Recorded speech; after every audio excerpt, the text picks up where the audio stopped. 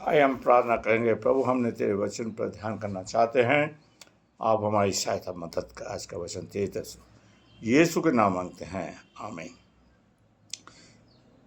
जकरिया के पुस्तक का 9 अध्याय की 9 आयत पर हम ध्यान करेंगे। यहाँ इस तरह से लिखा, हे सुन, बहुत ही मगन हो हे यरूशलेम, जय जयकार कर, क्योंकि तेरा राजा गदही पे पास आएगा और वह धर्मी और उद्धार पाया हुआ है। वह दीन है और गधे के वरन गधी के बच्चे पर चढ़ा हुआ आएगा।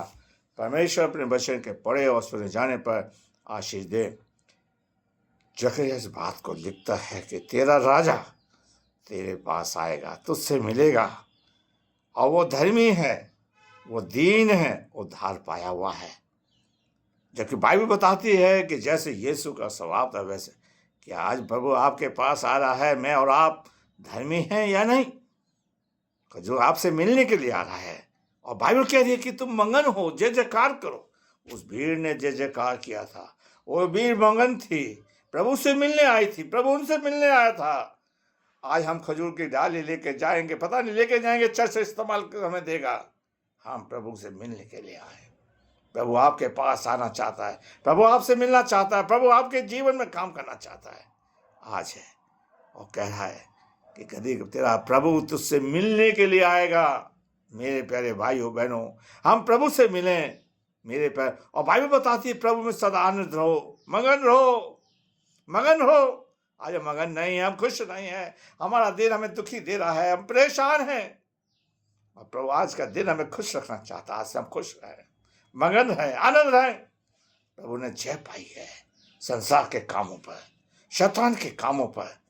प्रभु आपसे मिलने के लिए आ रहा है। मेरे प्यारे भाइयों बहनों, आज परमेश्वर आपसे मुझसे कह रहा है, कहती बड़ी बात कहता है। तो ऐसे लिखता है, सियोन, हे सेंट जॉन चर्च के लोगों, आज सेंट जॉन चर्च में हम हैं। संसार के लोगों नौता दे रहा, मगन रहो। आज इंसान मगन रहने के लिए क्या क्या साधन ला रहा है। और जैसे कार करो कि तेरा राजा तुझसे मिलने के लिए आ रहा है। मेरे प्यारे भाइयों बहनों, आपसे प्रभु मिले, मुझसे प्रभु मिले, हम सबसे प्रभु मिले। इस बात को हम देखते हैं प्रकाशित वाक्य उसका 7वां अध्याय और उसकी 9वीं आयत को हम पढ़ें तो प्रभु कहता है, यहाँ पर लिखा है, इसके बाद मैंने दृष्टि की और देखो हर एक जाति, कुल और लोग भाषाओं में से एक ऐसी बड़ी भीड़ जिसमें कोई गिन नहीं सकता था। वे वस्त्र पहने और अपने हाथ में खजूर की डाली लिए हुए सिंहासन के सामने, मेमने के सामने खड़े थे। आज प्रभु आपसे मिलना चाहता है। आप प्रभु के सामने खड़े हो, मैं प्रभु के सामने खड़ा हूँ, एक और उस सिंहासन के सामने खड़ा होना है। मैं उस भीड़ में शामिल हो जाओ मेरे प्यारे भाइयों बहनों। अगर हम दूसरा राजा, पहला राजा उसका 6वां अध्याय कि सुलेमान ने खजूर के जब हैकल बनाया तो वहाँ पर उसने अंदर और बाहर खजूर के पेड़ लगाए, मढ़ाया, दर्शाया। खजूर का पेड़ सीधा होता, उसमें कोई ब्रांच नहीं होती, शाखा नहीं होती। उस बात को दर्शाता है, वो सीधा बड़ा रहता है, फलता है और उसके फल बड़े मीठे होते हैं। प्रभु ने यही तो कहा था, तुम जाओ सब जातियों के चेले बनाना, फल लाना 30 गुना, 60 गुना, 70, 100 गुना। लेकिन हम आज हमारी इस चीज को नहीं कर रहे। प्रभु चाहता कि हमारे जीवन के अंदर फल आए, खजूर के समान हमारा जीवन हो। सुलेमान ने इस बात को दर्शाया था, अंदर बाहर खजूर के उसे मड़ा था, ताकि जब हैकल में आए तो खजूर के पेड़ हमेशा ध्यान रखें। मेरे पर आज हमने अपने अपने घरों के संबल बना लिए, खजूर का पेड़ नहीं। हम पौधे लगाते हैं, उसमें खजूर के पेड़ नहीं।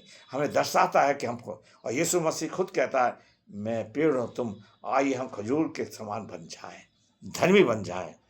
भजन संहिता अगर हम पढ़ें, भजन संहिता का राजा लिखता है, भजन संहिता 92 और उसकी 92 की 12वीं आयत को पढ़ें तो वहाँ पर भी कहता है, 92 की 12वीं आयत को पढ़ें तो वहाँ कहता है, धर्मी लोग खजूर के समान फूले फलेंगे। आज क्या मैं फल लाऊं? आज मेरी जिंदगी के अंदर फल लग रहे हैं या नहीं? प्रभु फिर कह रहा है, 30 गुना, 60 गुना, 70। प्रभु ने कहा था, तुम जाओ आत्मा को बचाओ। ये नहीं हम चर्च के अंदर ताली बजा के गाना गाते हैं, हमें आत्मा वचन फल लाना है। प्रभु इस चीज़ को कह रहा है और कहता है देवदार के समान बढ़ना है। खजूर का पेड़ हम गिरता नहीं है, देवदार कितनी भी आंधी आए तो हम गिरते नहीं हैं हमें। लेकिन अगर हमारे अंदर बहुत सी शाखा आ जाएंगी हम गिर जाए। जैसे पाप है, व्यभिचार है, झूठ है, चोरी।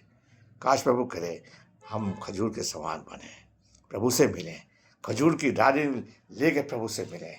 प्रकाशवाद कर लिखता है। आइए हम प्रभु आपको आशीष दे और प्रभु आपको जय जय मगन रहना, जय जयकार करना और प्रभु के सामने खड़े रहना। प्रभु आपको आशीष। आइए हम प्रार्थना करें। प्रभु जी हम तेरा धन्यवाद देते हैं इस वचन के लिए जो हमने बोला है, इस पर तेरी आशीष चाहते हैं। ज़्यादा से ज़्यादा हम शेयर करें सब प्रभु जी, ताकि हम धर्मी बनकर तेरे सामने खड़े हो सकें।